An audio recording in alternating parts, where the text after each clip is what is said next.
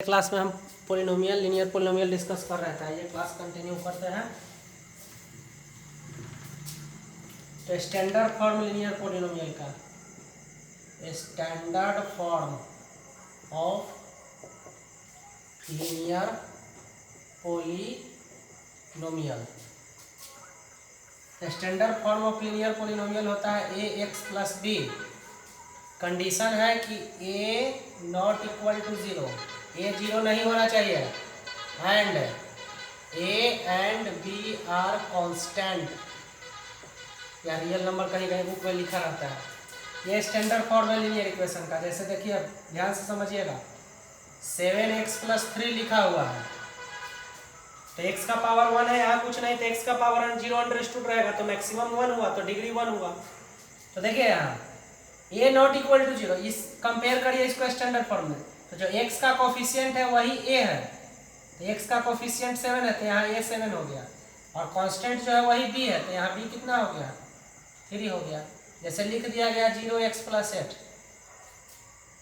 तो बताइए 0 × x actually क्या होगा, 0 होगा, तो 0 × x 0 है, 0 + 8 फाइनली 8 होगा। तो बताइए अभी लीनियर है, इसमें तो वेरिएबल है लेकिन पावर उसका 0 छिपा हुआ है, तो ये नहीं ना है। तो बताइए अब यहाँ a का वैल्यू क्या हुआ, 0, अभी कितना है, 8। देख रहे हैं लीनियर पोलिनोमियल में a 0 नहीं होना चाहिए, और यहाँ a क्या हो गया, 0। तो जब a 0 हो गया तो देख रहे हैं कांस्टेंट हो गया।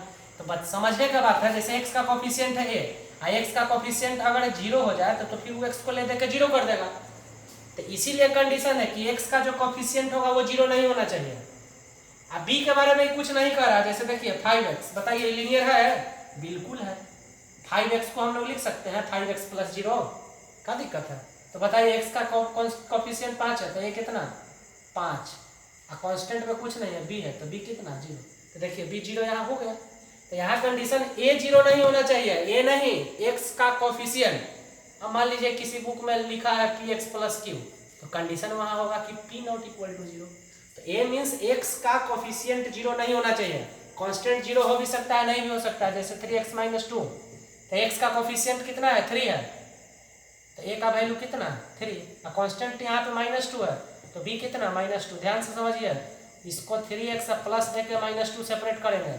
अब कंपेयर करिए स्टैंडर्ड फॉर्म से, तो देखिए कंपेयर किए तो a 3 हो गया, आई प्लस प्लस मैच किया तो b के लपेट में कौन आ गया, -2 आया। तो लीनियर पोलिनोमियल का जो स्टैंडर्ड फॉर्म होता है वो ax + b, where a not equal to 0, that means coefficient of x must not be 0, constant term में भी 0 और में नॉट भी 0, ठीक है ना। 3x - 1 है, तो इसको कंपेयर कीजिए, तो x के साथ 3 है, तो a का वैल्यू 3, b, तो b में -1 चला आएगा, ठीक है ना। केवल x लिखा हुआ, बताइए लीनियर है कि नहीं, बिल्कुल लीनियर है, x का पावर 1 है ना, तो लीनियर है।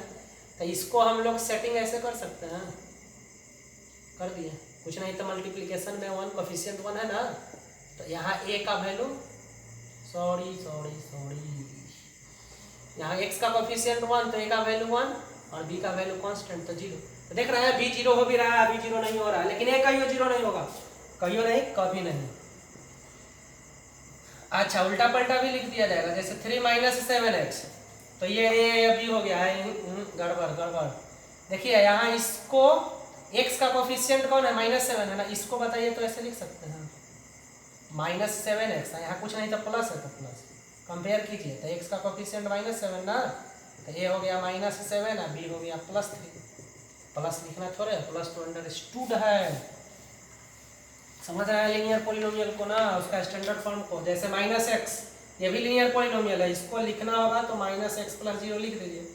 तो बताइए कोफिशिएंट -1, तो ये a हो गया, कांस्टेंट में कुछ नहीं है, तो 0 अपना मन से अटैच कर दिया।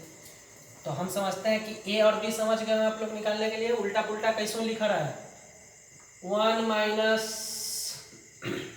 2x, तो बताइए a कितना होगा, तो x के साथ जो कोफिशिएंट है वही a होगा, तो -2 होगा, और कांस्टेंट जो है वो b होगा, तो b यहाँ पे कौन होगा, 1 होगा।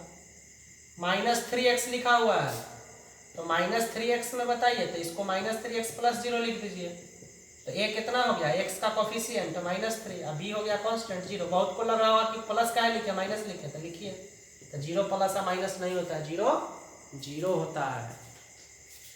समझे ना लीनियर पोलिनोमियल। ठीक है। अच्छा हाँ, एक लीनियर पोलिनोमियल है, वो लीनियर इक्वेशन है, उनमें क्या डिफरेंस है समझ लीजिए बात को। इक्वेशन में क्या है, जैसे ये लीनियर पोलिनोमियल है ना, x का पावर 1 है, यहाँ 0 है, अगर इसी के बराबर में 0 लिख देंगे ना तो यही लीनियर इक्वेशन हो जाएगा। तो इक्वेशन इक्वल का साइन आ जाएगा तो इक्वेशन होगा, इक्वल का साइन नहीं रहेगा तो सिंपली पोलिनोमियल होगा। ठीक है ना। तो हम लोग पढ़ लिए हैं लीनियर के बारे में। अब देखिए आप क्वाड्रेटिक का स्टैंडर्ड फॉर्म, आज स्टैंडर्ड फॉर्म ही बताएंगे। क्वाड्रेटिक का शॉर्ट में लिख रहे हैं क्वाड्रेटिक पोलिनोमियल, इसका स्टैंडर्ड फॉर्म होता है ax² plus bx plus c। Condition इसमें भी है कि a not equal to 0। x² के साथ 0 नहीं रहेगा, बाकी 0 हो भी सकता है, जैसे समझिएगा बात को। बताइए 3x², तो यहाँ x का पावर 2 है और कुछ नहीं है, तो ये 2 है ना मैक्सिमम हो गया, तो 2 हो गया तो डिग्री 2 हो गया तो क्वाड्रेटिक हो गया। तो इसको देखिए तो ऐसे लिख सकते हैं 3x² 0x प्लस 0, 0x माने 0, ये सब अपना मन से अटैच कर दिया चूंकि 0 है ना। तो बताइए कंपेयर करिए, x² के साथ है जो भी रहता हुए है, तो ये हो गया 3, यहाँ b तो b हो गया 0 और c हो गया भी 0। तो x² का कोफिशिएंट जो होता है वो a होता है, जो कि 0 नहीं होगा, b या c 0 हो सकता है। और देखिए 5x² माइनस 7x, बताइए x का पावर 2 x का पावर 1 मैक्सिमम 2 क्वाड्रेटिक, डिग्री 2 तो क्वाड्रेटिक। तो इसको ऐसे लिख सकते हैं 5x² minus 7x plus 0, attach करिए। तो बताइए a का वैल्यू 5, x के साथ जो रहेगा वो b, तो माइनस 7 और c 0।